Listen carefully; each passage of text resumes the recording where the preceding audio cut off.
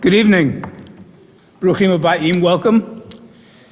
And this is session number 5 of the 6-session series on unpacking Israel in the crisis. There may be a 7th. I can't tell you about it right now, but there could very well be a 7th. It's in the works. So don't make any commitments for Thursday night 2 weeks from now. We have a rare privilege tonight I'm going to read her a part of Rivka Amado's biography. And when I'm reading it, I want you to keep one thing in mind. This is talking about one person. And it could be a bio for 2 or 3 people. And, you know, there's a phrase, a Renaissance man, you know, somebody who can do good things in a lot of fields, a Renaissance woman, which is... Thank you. Rivka Amado is a retired professor and advisor on applied ethics and bioethics and political ethics. Bioethics and political ethics. She earned a PhD in organizational ethics and education in 1950 from the University of Toronto and has held postdoctoral fellowships in medical ethics and at the Hastings Center in New York. That is a major, major center, and the Hebrew University of Jerusalem. Her research has focused on organ transplantation, surrogate decision-making, and decisions near the end of life. Mind you, this is the CV of the person who's going to talk to us tonight on a professional, professorial level on the Israeli election. That's a rare coming about. She taught for many years at Tel Aviv University and Bar Ilan University. One is the center of left-wing Israel. Bar Ilan is an Orthodox institution. And since moving to the United States in 2004, she has taught at Stanford, Princeton, and UC Berkeley. And she's currently teaching at the Legal Studies program at UC Berkeley. And this year she's invited to teach courses on Israeli politics and society at the Department of Political Science at UC Santa Barbara as a visiting faculty. She's gotten all sorts of awards and recognition, but the time I think will be better spent actually listening to her. Rivka.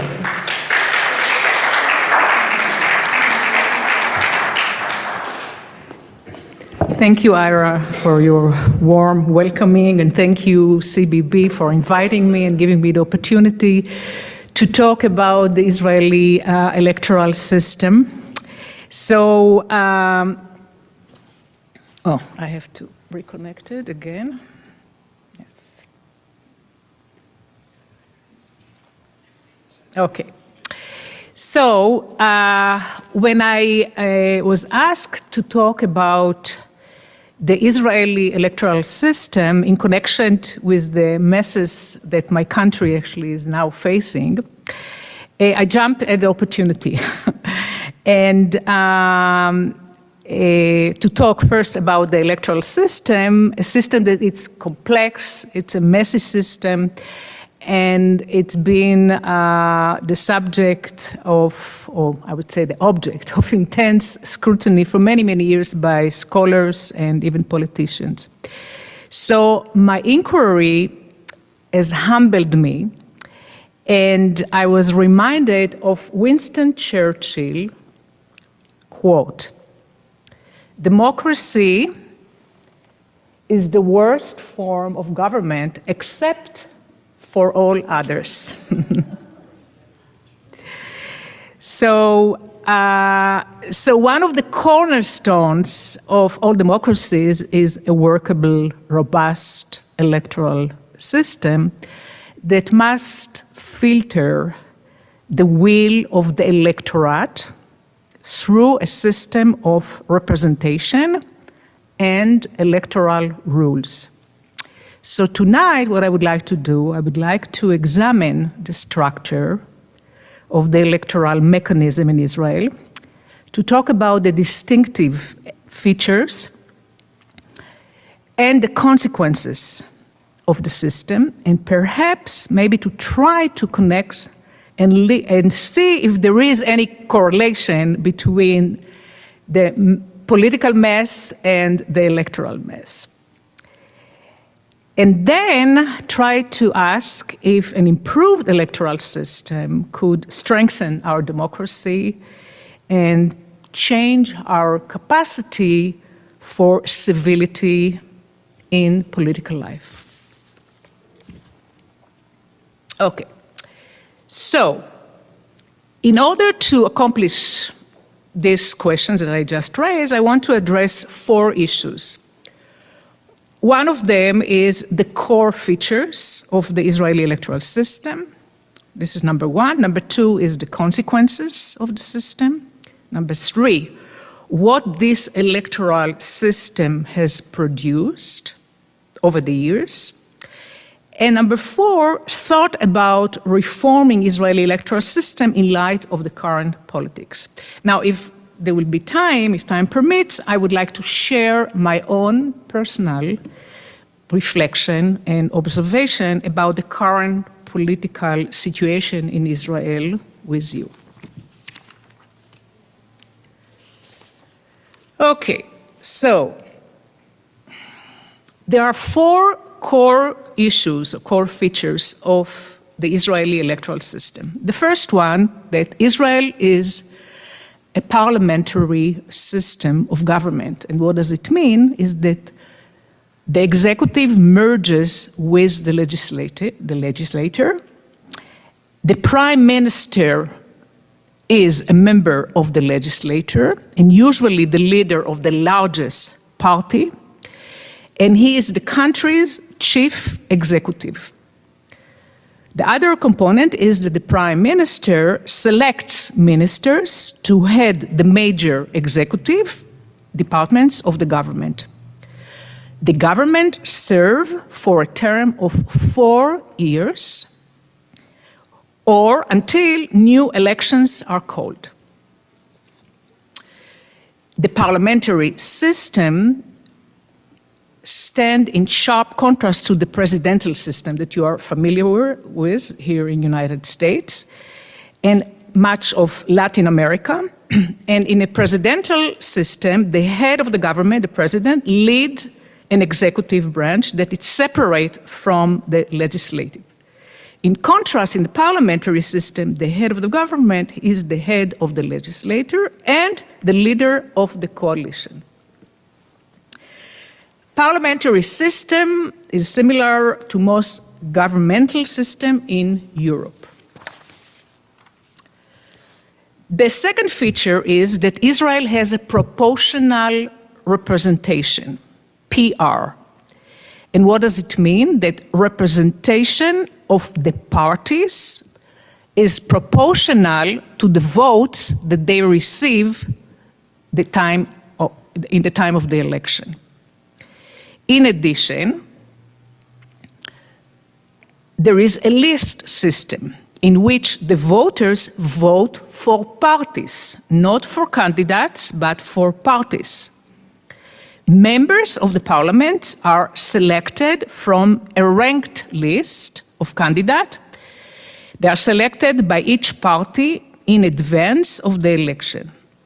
So, give you an example, if the party wins 10% of the votes, the top 12 candidates on the list will take seats in the 120-member Knesset, and so on.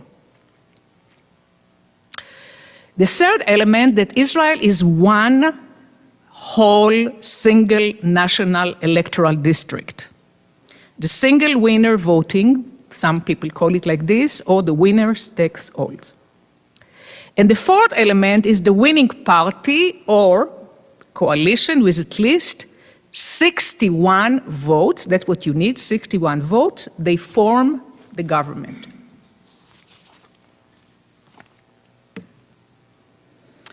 Okay, so what are the consequences of the Israeli electoral system? The first one is that proportional representation encourages a multiplicity of parties. Multiple parties are likely to require coalition governments. Since there is not likely to be a single party that holding a majority of seats, which actually never happened in the history of history, like the 61, so every winning party or the largest party need to form coalition with smaller parties. To illustrate this multiplicity of parties, let's look at the recent election in Israel, the results of the recent election. If you can see here, it was happened in November 2022, November 1st. So we had 40 parties that were competing in the election. 11 parties entered the Knesset, and only 4 parties formed the coalition. And here are the 4 parties. You have the Likud with 32 seats, the ultra-right wing, which is the National Zionist, Religion National Zionist, and Otzma Yehudit, they got 14 seats. Shas, which is the Sephardic ultra-Orthodox, Mizrahi, they got 11 seats. And then United Torah Judaism, which is the ultra-Orthodox, Ashkenazi ultra-Orthodox, they got 7 seats. Altogether, we have 64 seats. That's the coalition. So what you can see is that the proportional representation system encourages a multiplicity of parties. Now, I want to look at the 2019 election results, and I want to compare it with the British. So here, what you see, the diagram here is about the Israeli one, and then I'm going to show you the British one.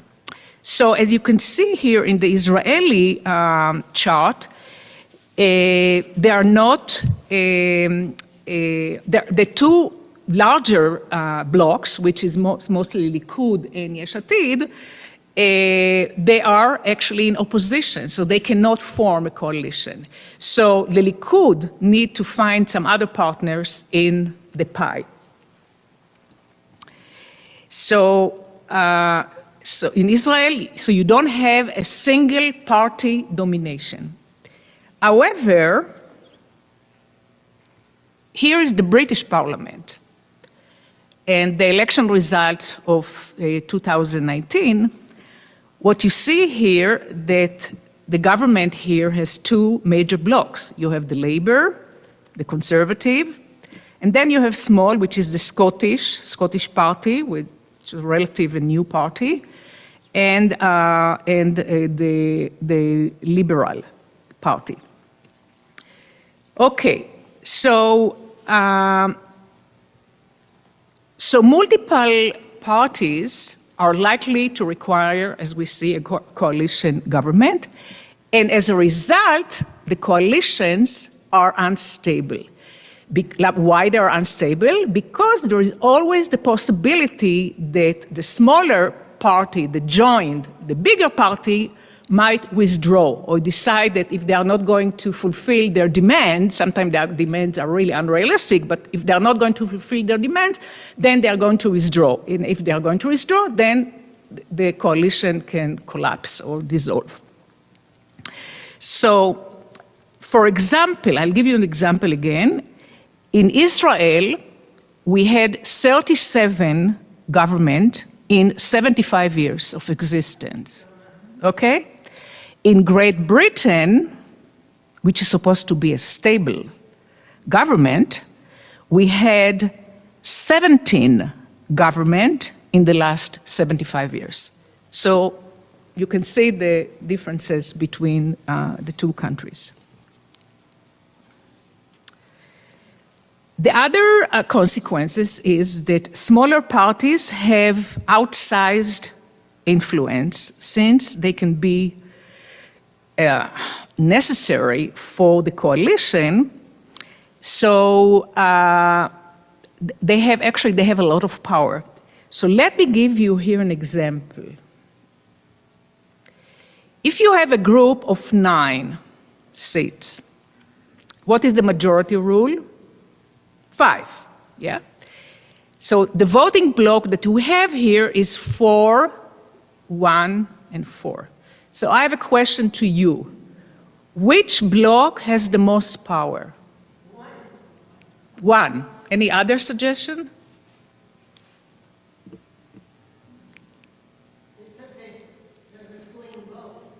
I'm sorry? A swing vote? Yeah. Swing vote. Yeah, okay. All right, so this is the answer.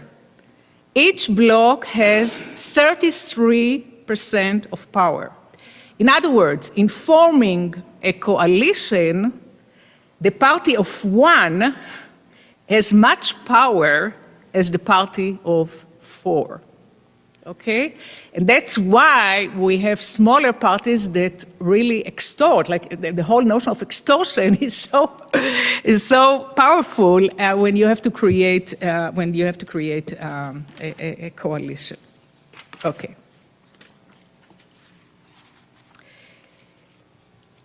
Some additional consequences. Smaller parties, they receive more benefits than their total vote would suggest. And the other consequence is about and what I mean by that, the coalition government are expensive, is that they must create a list of ministers and provide them with exclusive benefits, like, like car or personal driver and other, benefits. So to let you know, currently, 2/3 of the coalition in Israel, members, are ministers or deputy ministers. So if you think about it, if we have 61 members in the coalition, 40 of them are ministers and deputy ministers. So that's part of the reward system that you have, which obviously can lead to corruption. There's no, it's so obvious. Okay, now, in order to discourage the emergence of smaller parties, the Knesset set a qualifying threshold for entry. So currently is about 3.25%, which is equal to 4 mandates, 4 seats. So why do we need a threshold?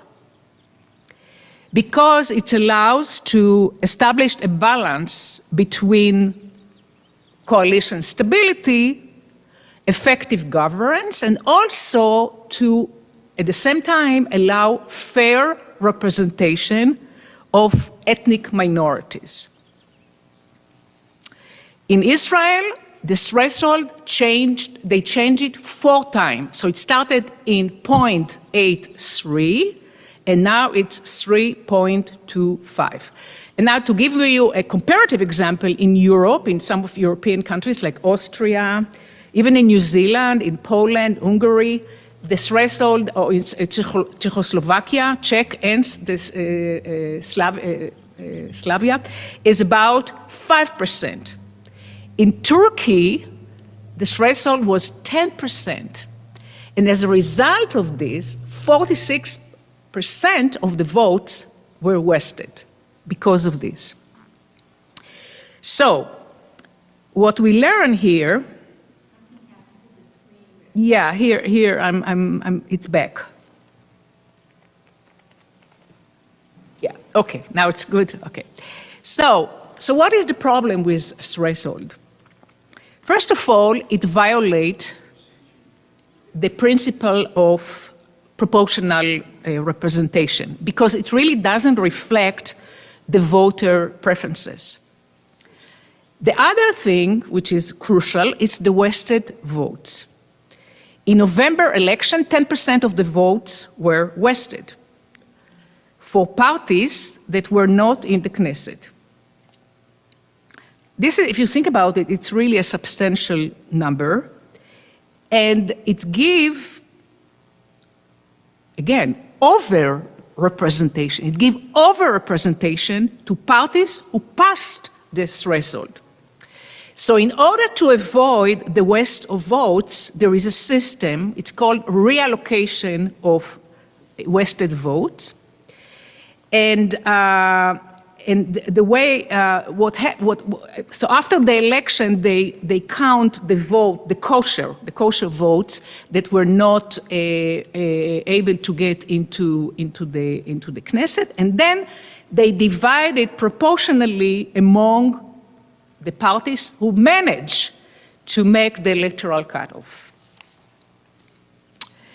So, also, in addition to pass the threshold, some smaller parties before the election, they arranged to work with other smaller parties and have their votes combined in order to improve their chances in the election. Now, in the recent election, I just want to remind you that Meretz and Labour Party, they refused to join forces. And we all know what was the implication. The implication that Meretz didn't get in. The Labour Party got roughly 4 mandates, which they almost passed the threshold. And now we have an extreme right-wing, coalition. All right, so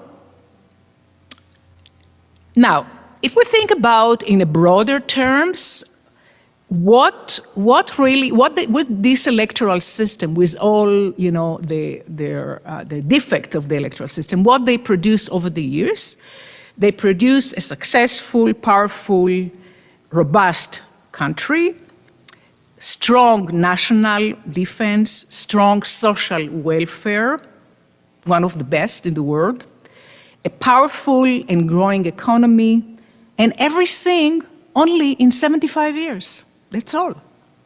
It's a miracle. Just think about it. It's a miracle.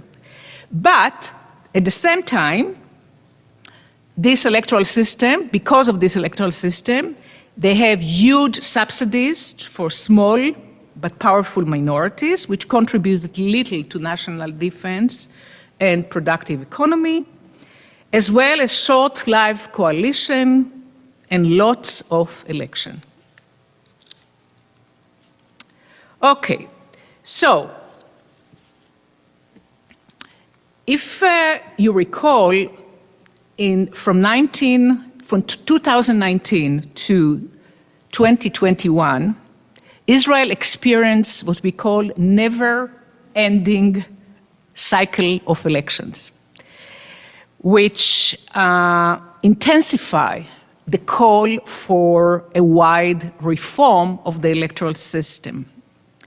So one major objective of the electoral reform is to contribute to the emergence of 2 large political camps or blocs, and mostly to prevent the extortion of small parties. So now the question is, how can you reduce the number of competing parties? Okay, so one suggestion is to increase the threshold.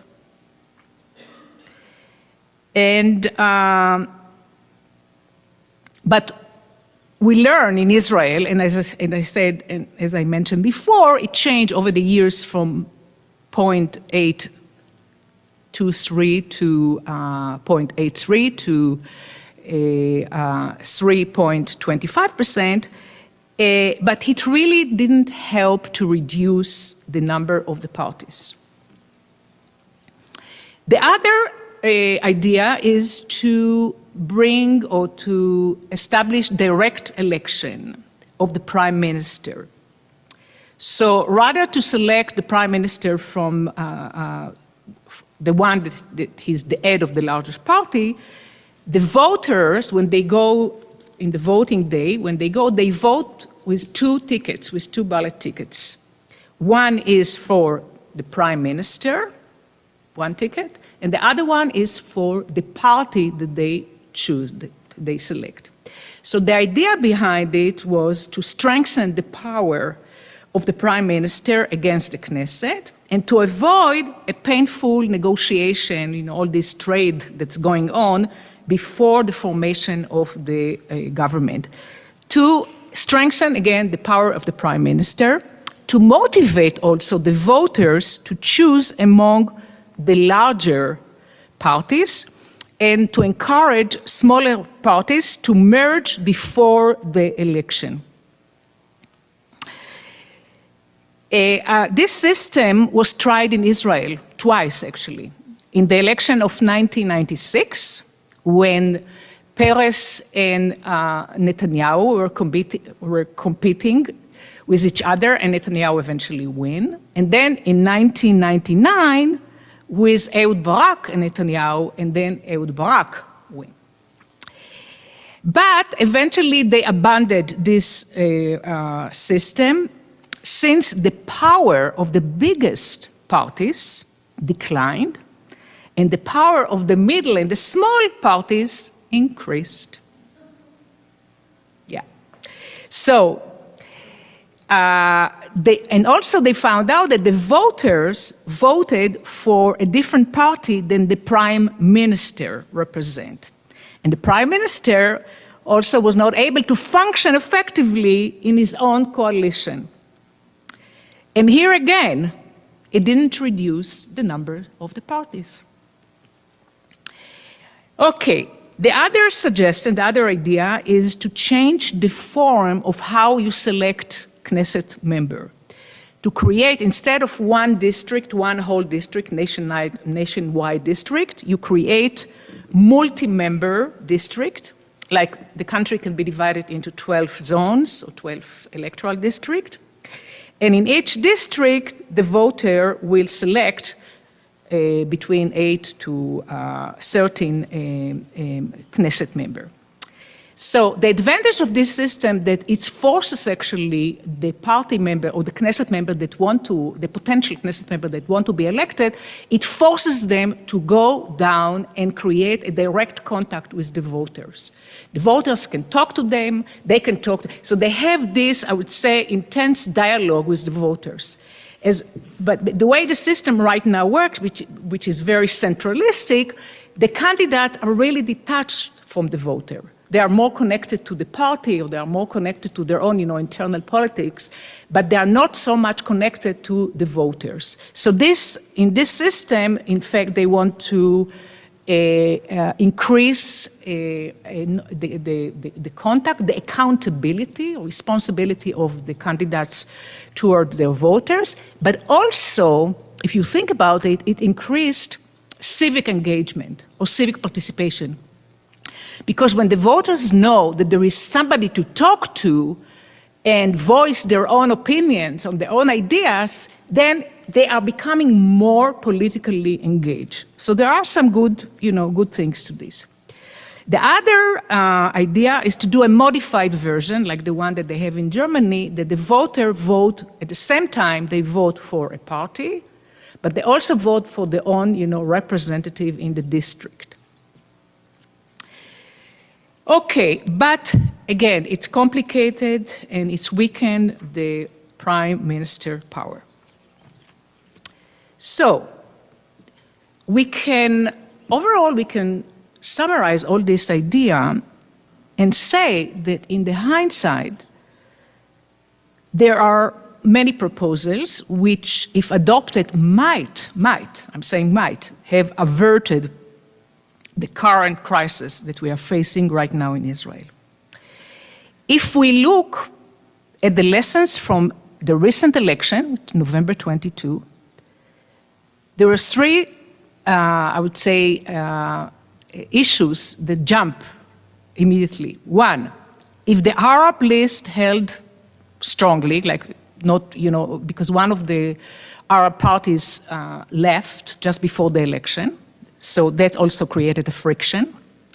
If Meretz and Labour had joined forces, and if the center and the center left have not been driven by intense personality politics, and what I mean by personality politics is to say Bibi or not Bibi, Bibi or not Bibi, okay? The outcome might have been different. The November election may bring about a realigning in the future of the election. There will be no more Bibi. There will be maybe a new way of understanding the differences between right and left. Mostly on social issues and not defense or not issues around the Palestinian or the peace process. Smarter organization in center and left. So eventually, one of the lessons is that especially the left, they need to be more organized and more focused. In the recent election, they were driven by God knows what, but definitely they were not focusing enough in bringing, some cohesion to the whole left bloc. However, wherever the case is, the religion element of the religion issue in the electoral system is still critical. The Haredi, group will increase in population, and the zealots, which I would say the extremists in the right wing, in the settlements, will continue to pose many problems. Okay, so now what I would like to do, I would like to, with your permission, of course, to highlight my own observation of the recent event in Israel. So let's start with the positive side. The demonstration, it brought back to life civic engagement and participation in political life, which is very good. It reflects lack of apathy and recognition that each single citizen has responsibility in shaping the future of the nation. It is true that it is painful, an ugly process, but it might be an opportunity, a wake-up call for clarification and re-articulation of Israel's new direction about the ultimate vision. The demonstration have brought to the surface issues that are directly related to the identity crisis that was not dealt effectively for many years due to security and survival issues that Israel was facing since the establishment of the state. Today, the division between left and right almost disappeared, partly due to disillusion of the public from reaching a peace agreement with the Palestinians. So other core issues that were hidden for many years about Jewish identity, about belonging, about who is an Israeli, about who is a Jew, now come to the surface. So the upheavals that Israeli society is experiencing right now is not related to the legal reform. It is about deep existential crisis. Israel as a nation needs to construct new covenant, new social contract that based not on a shared fate, but on a shared purpose, mission. To reformulate a common ground that brings the nation together in a unified way and enhance solidarity and brotherhood. Now, this is the positive. The negative side is that some of the reform component, and I emphasize it very clearly, some of the reform component, like, for example, the dual conflicting role of the Attorney General and the issue of reasonableness and override clause, have been around for years, discussed by legal scholars, by democratic theory scholars, by public intellectuals, by members of the Knesset, like Lapid, Ulmert, Gidon Sa'ar. You go read the campaign of Gidon Sa'ar, Tikva Hadasha. The whole campaign is about legal reform. It was never a priority for any major political movement or party. Secondly, Bibi and his partners, they failed. They failed in explaining and educating the public beforehand and in reaching a wide consensus. It's really critically important to reach, if you want to establish a reform, a fundamental changes in society, you should get a broader base of popular support. So they needed to prepare the public for this revolutionary plan, to elaborate publicly what are the anticipated benefits for democracy, and by that to eliminate or at least reduce the unrealistic fears and misconceptions about the goals of the reform and its implication. It was a huge failure on behalf of the elected government that, to me, to my opinion, caused a lot of unprecedented, fearful and panicky reaction by the public. And lastly, the judicial reform proposal exploded fully only after the formulation of a coalition. Why? Not because it fits the long-standing agenda of the Likud, but because some version of it reflects the intense interest of the smaller parties in the coalition. The Haredi parties do not want the court ruling against benefits and exemptions they receive. And the ultra-nationalists, they don't want the rule of law apply to their expansion in the settlement into Judea and Samaria. So, tinkering with the electoral machinery after the current crisis won't accomplish much. I cannot conclude that there is any association between the messy electoral system we have and the constitutional crisis and street demonstration we face. Today, in order to strengthen democracy, Israel needs to introduce political reforms both on revisions of the electoral mechanism and on the judiciary, and overall to promote a strong civil society with a decentralized government where parties have a major role in the web of checks and balances. Perhaps this crisis will force each of us to reflect upon the central pivotal questions of who we are as Jews, where are we going, and what is our distinctive task as a Jewish democratic nation in the world. Thank you so much, and if you have any questions, go ahead. Yeah. You have, okay, all right, okay. Yeah, yeah, sure. If they have any questions.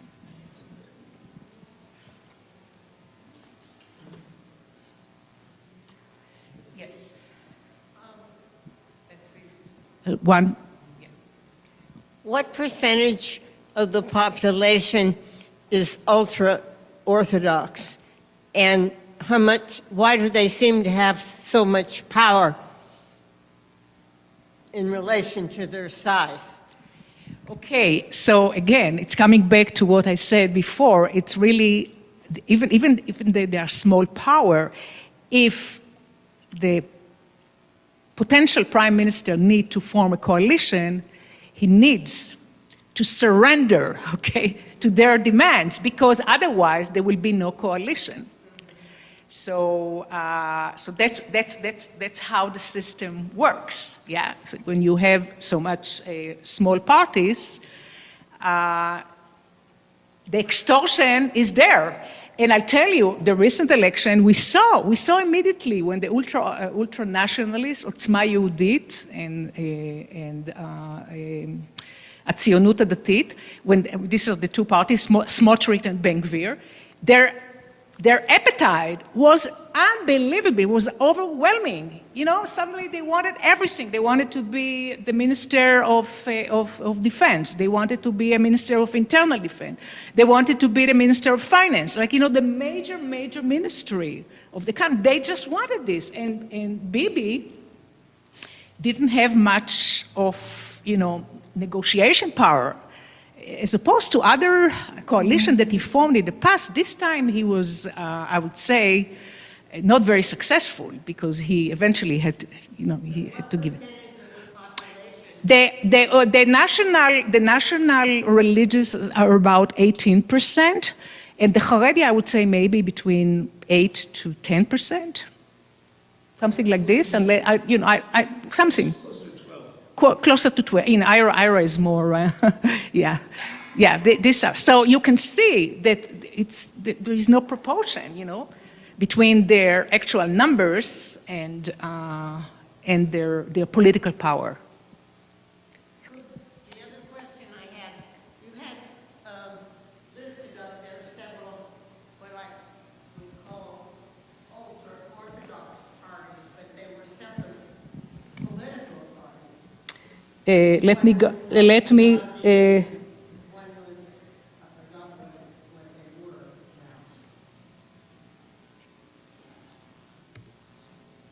now. I don't know why I cannot get it back. Anyway, so you mean the parties? You're talking about the coalition that Bibi formed? About the ultra-Orthodox Yeah.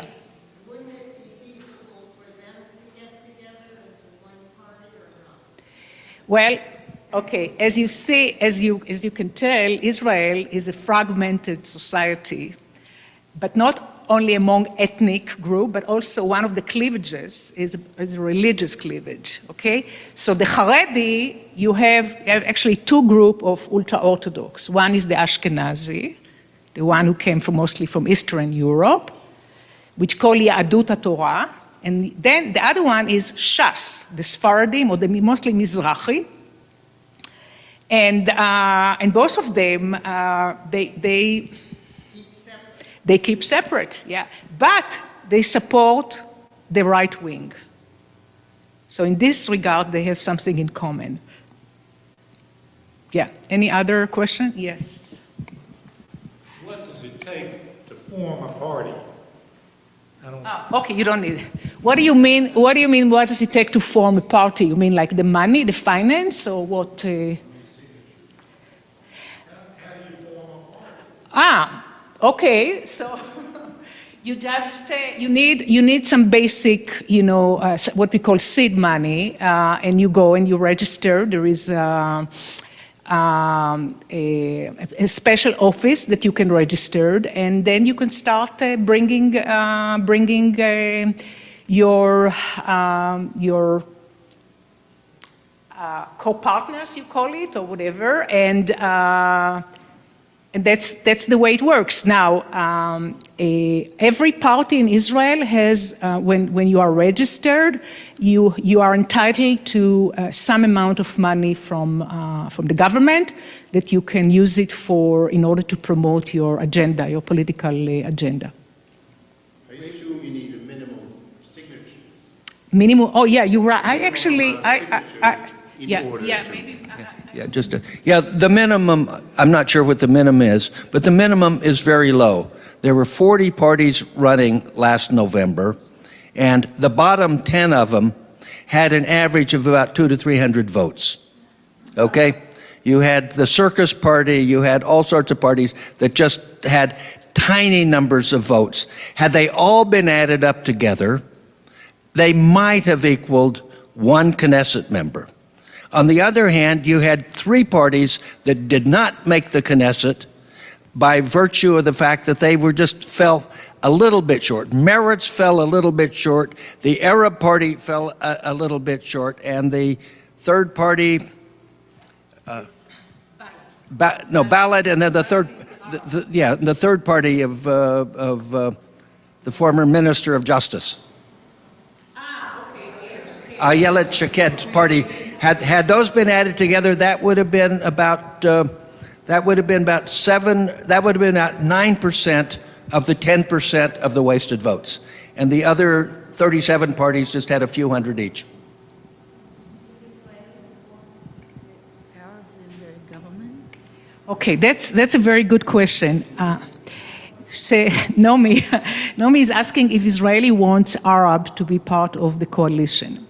Well, they don't. However, in the last government, which was Bennett-Lapid, in order they were so desperate to get rid of Bibi, so they were willing to do anything, even to collaborate with the Arabs and to form a coalition, and that's actually what happened. Ram, which is the Muslim Brothers, by the way, a representative of the Muslim Brothers, they joined the coalition with Bennett, and then Lapid was after Bennett. Yeah, Bibi, at least he claimed that he would never form a coalition with the Arab parties, but I don't know if he was in the same situation like Lapid and Bennett, maybe he would go with Ram, but that's something that we cannot anticipate. Yes.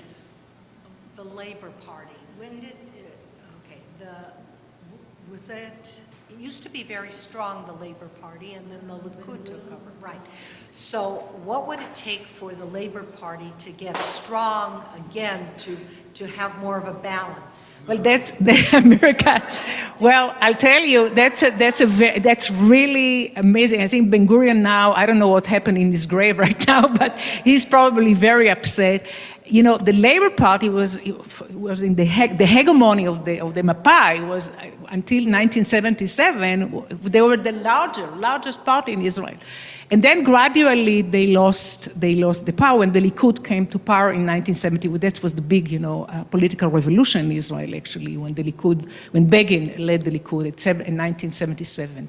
Now, what does it take? It takes a good leader. And I guess that Merav Michaeli, the current leader, she's not, she's a very nice lady, and she talks a lot about grammar and Hebrew grammar, and she makes sure that that when you talk, you separate between, I mean, she talks in a gender, you know, oriented language. That's very important for her. But other than this, I guess she's not capable enough of building a broader, I would say, a wider electoral base for the Labour Party. Yeah.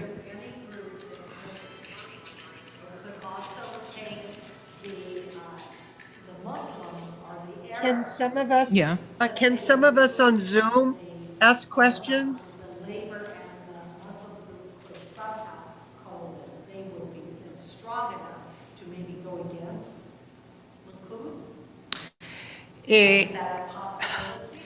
You know, I mean, you can form, but you know, among the Arabs, you have to, the Labour Party is a Zionist party. Okay, they don't give up this part of their identity. So if they want to collaborate with the Arabs, they need to find some Arabs who support the Zionist mission. Okay, and most of the Arabs are not. Okay, so yeah, in fact, there is a party in the parliament, like Ahmad Tibi is the representative of this. It's called Ta'al. Support even terrorist activity, like Balad, the one that just didn't join the recent election. They support terrorist activities. So yeah, unfortunately, the extremists are there, and the challenge is to eliminate them as much as possible and to collaborate with the moderate forces among the Arabs voters. Yes. Yes. Can we talk in the Zoom? People? Some people.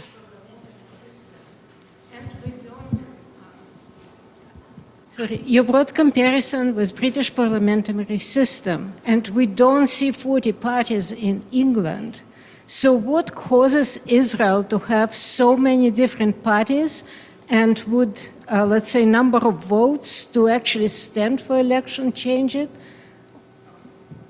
That's a very good question.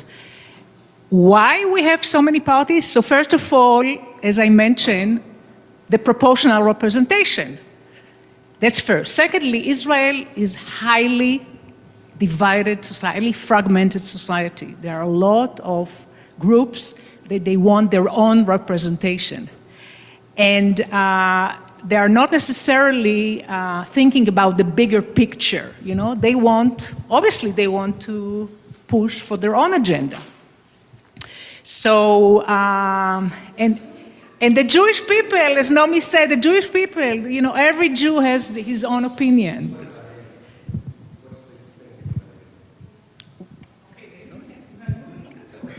She talked about when she was giving this, organizing this talk, I called a friend of mine in Oslo, and I said, Karen, why are there 30 parties in Norway?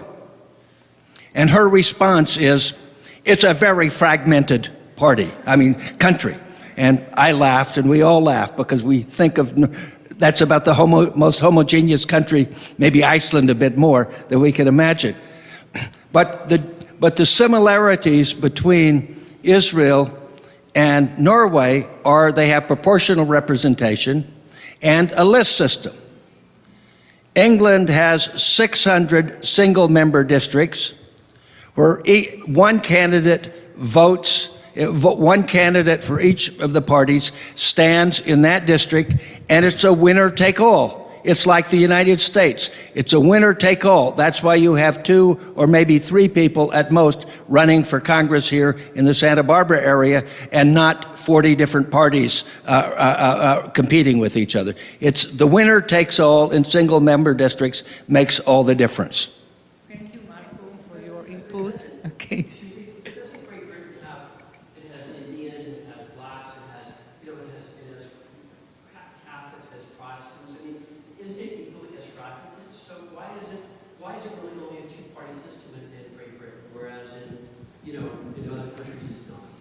You notice that the leader of the current Conservative Party is Indian by origin. That's why. 2 parties suck up people because they want to be majority parties. And so they're, just like the United States is a very fragmented country, and we have basically 2 parties and some other little things. And as you know, both the Democrats and the Republicans are pretty big tents with all sorts of people within them. I would like to imagine a situation that a lot of the moderate voters in the Arab population will go for either the Likud or Labour. But they are not. In fact, they don't want to vote. They don't want to be part of the election system. Yeah, so, I mean, I would like to see a scenario like this. It will change completely the landscape, the political landscape. Rivka. Yes. So we have a question from Zoom. Yeah, we have Do you support Bibi's judicial reforms? And do you agree that Israel might lose respect as a full democracy with a weakened judicial court? Okay, the first question, if I support the reform, that's the question? Do you support the judicial reforms laid out by Bibi? Okay, first of all, my answer is that I agree with some elements of the reform, especially actually one crucial, which is the role of the Supreme Court, which to me over the years was the Supreme Court overstepped their powers, and they interfere with issues that they were not supposed to deal with, especially, like, for example, I'll give you an example, like political appointment. So there is no question that some changes need to be made in terms of bringing more checks and balances into the system and reduce to a degree the power of the Supreme Court. But there are other elements that I agree with the reform. So it's not straightforward. And what I'm trying to say overall is that, and there is a lot of people in Israel, in the right and in the left, that would agree that changes must be made. But the question is, how do you make these changes? And the way that the current government is trying to establish all these changes, what to me was aggressive, not prudent enough, and they didn't really anticipated the consequences, or they didn't anticipate the reaction on the other side, that it's going to be so overwhelming. You mean, when you say don't care about citizens, you mean like the government, or? The government doesn't. Yeah, and I think that Malcolm actually thinks differently, and I share your thought. He doesn't think like me. Okay? I think the judicial reform is a total red herring.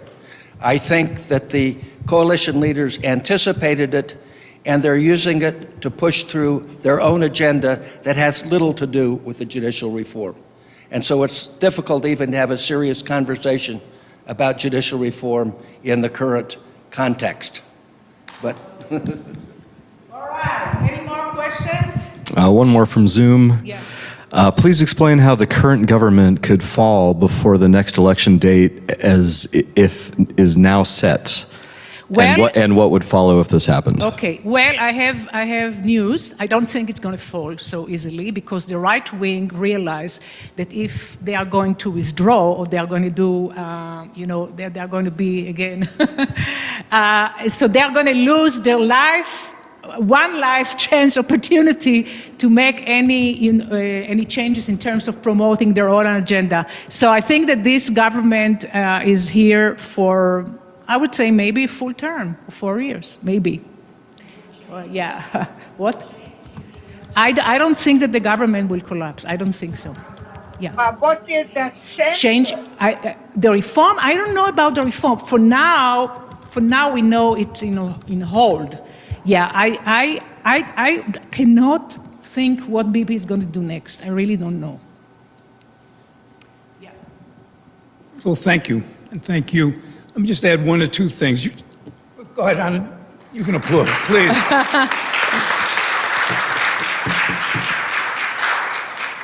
I can give you a scenario where the government falls tomorrow. Whether it happens or not, Bibi has one thing in mind. A lot of the stuff that's happening is far to the right of Bibi. Bibi, I didn't think I'd ever live long enough to think that Bibi is the most moderate person in the coalition. It seems unthinkable, but it's a fact. And I asked Gil Hoffman, who is, some of you know him, he's been here, former chief Knesset correspondent for the Jerusalem Post. I said, what's going to happen? And he looked at me and he said, do you really think Bibi wants those nuts in his coalition? Bibi has, I don't know, I can't say one thing, but one thing above all, he's indicted on 3 counts of fraud. He doesn't want to be convicted. So he needs this far right, the 14 votes in the religious Zionism. There's where you get Smotrich and Ben-Gvir. He needs them in the government. And to keep him in, and Mal said this, and Rivka said this, he had to give them what they wanted. And what he gave them, if it exists in the long run, is very dangerous. It's not so good in the short run either. So how do you solve this? If Bibi can find a way of escaping the indictment.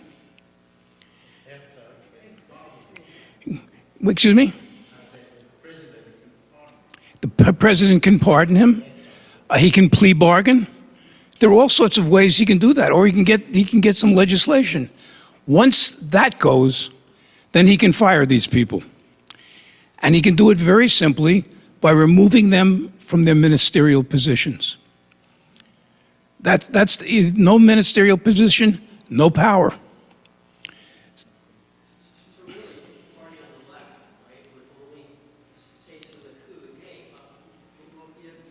You got to talk louder. My hearing aid's low battery.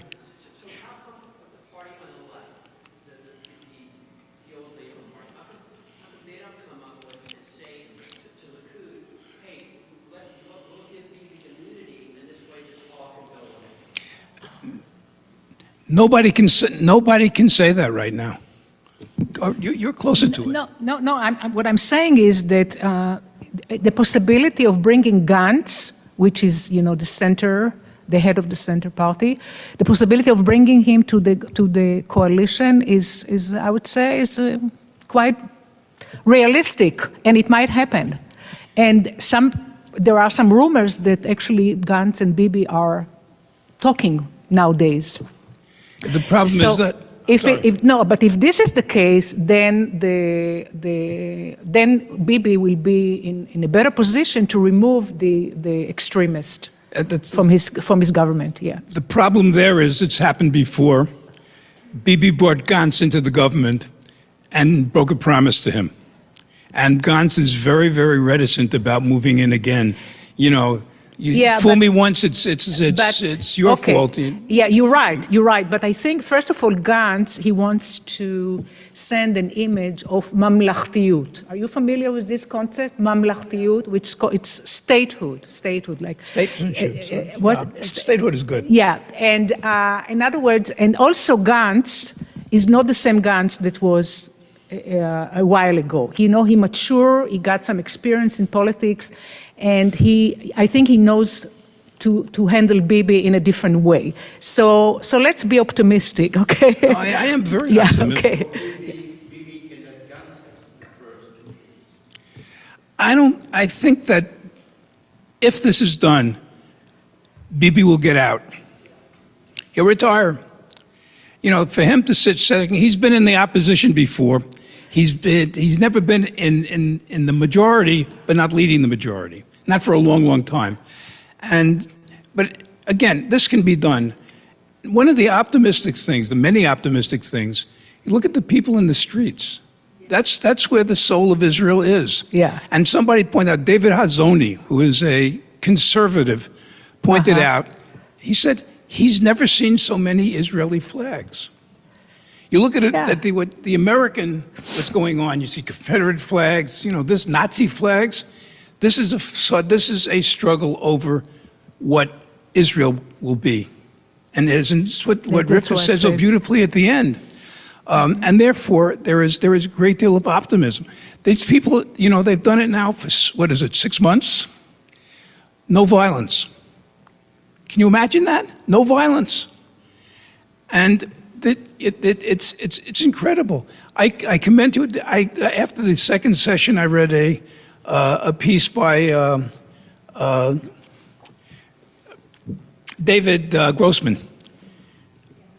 And I encourage you to look that up on the on your Google. He's part of a freedom Seder. He lost a son in the war. He's a lefty, and what he sees in this, he said, we've learned from this how much we love this place, and how much with all its imperfections, how much we love Israeli society. The discussion that's going on is a legitimate discussion. Rivka referred to, is this a state of the Jews, or is it a Jewish state? They're two very different things that have never been worked out. And so, I mean, it's not being discussed in any reasonable way, but that's at the heart of all of this. It needs to be worked out. As far as the ultra-Orthodox or the Orthodox, whom I've worked with in a good part of my professional life, they're Ashkenazim and Sephardim, or really Sephardim is Rachim. That is, the Ashkenazim are called the first Israel. They're the ones who established the state. And they helped to bring in Jews from Western Asia and North Africa, who are the Sephardim or the Mizrahim. Something else you might check is a speech that President Rivlin made to the Knesset about 5 or 6 years ago, where he says that what we are 4 tribes: Ashkenazim, Sephardim, Russian, and Arab. And the key is mixing these people together into a coherent society. When you realize not only what Israel has faced, its threats from the Arab world, but the fact that the population has changed so radically in 75 years. The people who established the United States more or less came from the same background and spoke the same language. And it took them 90 years to resolve the question of slavery. Israel's been in existence only 75 years. As far as the Ashkenazim and the Sephardim, both of them answer to the rabbis. And there's a Sephardi rabbinical court and there's an Ashkenazi rabbinical court. There's a joke that was told, though, going back to Golda Meir's time. When she went to the Kotel, you know the joke, Malcolm. She went to the Kotel, to the Wailing Wall, and she prayed. She said, "Dear God, tell me, when will the conflict between Jews and Palestinians be resolved?" And he said, "Not in your lifetime." And then, when will the conflict between the Labor and the Likud be settled? Not in my lifetime. When will the conflict between the Ashkenazim and the Sephardim be resolved? Mrs. Mayor, you're talking to a wall. It's much better than it was, but it's still at the heart of all of this. But both of them, both the Ashkenazim and the Sephardim, have one thing on top of the agenda. That is support for their institutions. The men don't serve in the military, and they don't work. And they live on a public welfare, public dole, and they need to maintain their power. The Orthodox Politicians have to maintain that. And this is it, as far, they've always been the swing. For the first years of statehood, up until 1977, they partnered with the Labor Party. And it was really a jackspot arrangement. The Labor Party was interested in everything but religion. And the religious parties were interested in nothing except religion.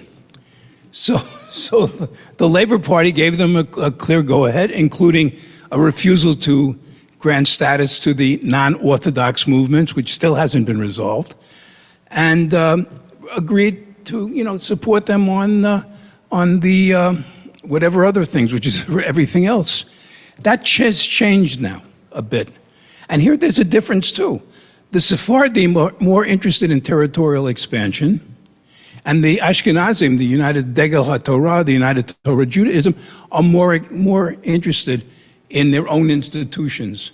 And they half don't believe that Israel is legitimate anyway, so they don't much care about territorial expansion, unless you want to build a yeshiva on a hill somewhere.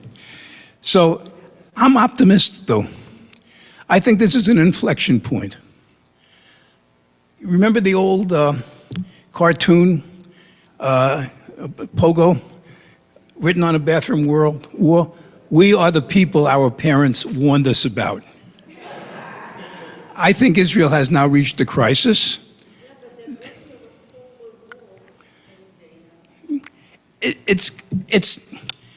Let's be optimistic. I think that it'll take a long time, but I think this is moving in the right direction, including work toward a constitution. Also, there's a sort of a almost consensus that Israel will not be in peace and live in peace unless it can resolve the Palestinian issue. But the Palestinians don't play into this at all. The election that was just held had no mention of the Palestinians. That's got to be resolved. And these are all tied together. It's very complicated, but I think this is the inflection point where things begin to change. Let me just end with, you had a question?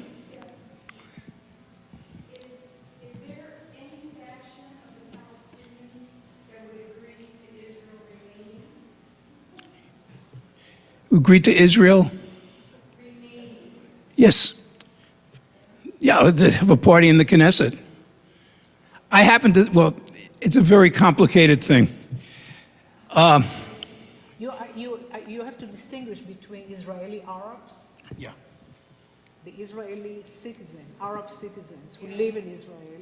Some of them are just, they pray every day that Israel exists. I'm telling you, that they just, exist because they enjoy all the prosperity and all the good fortune of Israel, and then you have the West Bank Palestinian, which this is a different group. Yeah. Do yourself one favor when you come home. Look up the song "I'll Call Ayla." I'll Call Ayla. And find it on your computer. The time it was sung by 12,000 Israelis gathered in an auditorium in Tel Aviv, led by the president of Israel. You hear that, and it takes a real good step toward hope and peace and optimism. I'll call for all of this, the bitterness and the sweet. Thank you so much. Thank you.